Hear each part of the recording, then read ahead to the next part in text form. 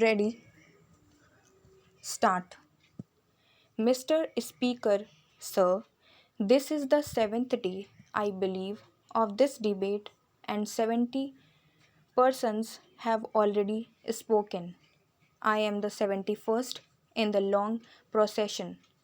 I have been hesitating whether I should take up the time of this house in this marathon race. I am straight away say that I am not greatly interested where a particular state boundary is situated, and I find it very difficult to get passionate or excited about it. I have my preferences naturally, but it does not make much difference to me where the internal boundary of a state is drawn. Infinitely more important is what happens on either side of the boundary, what happens within the state, and what happens to people inside a particular state who may linguistically or in any other sense form a minority.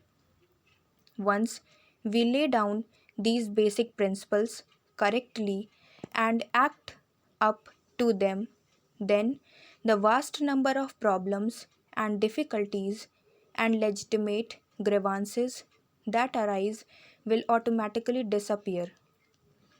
I may tell the House that I am not speaking specifically in my capacity as Prime Minister or on behalf of government, and I am not going to make any epoch making pronouncement.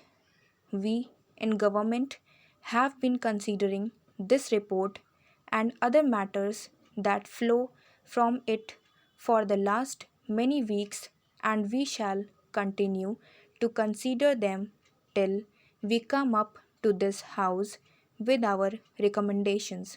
Therefore, it will not be proper for me or for any other member of government to speak in any tone of finality about this matter, but I may give expression to my own inclinations in regard to the recommendations of the report and the other suggestions that have been made. One thing I should like to say is that I have regretted very greatly certain criticisms that have been made in the press against the Commission. One can criticize the Commission's recommendations, of course, but to bring a charge of unfairness is itself unfair. It is the kind of approach which will make such work much more difficult hereafter. We choose eminent men, they take a great deal of trouble and tell us what they think about the problem. We may or may not agree with them, but to attack their fairness is, if I may say so, not only a wrong approach but an indication that one's case is right now very weak. May I also suggest for the consideration of this House that while members here represent their constituencies, they represent something more. Each member is not only a member of this or that area of India, but a member for India as a whole. He represents India, and at no time can be afford to forget this basic fact that India is more than the little corner of India that he represents.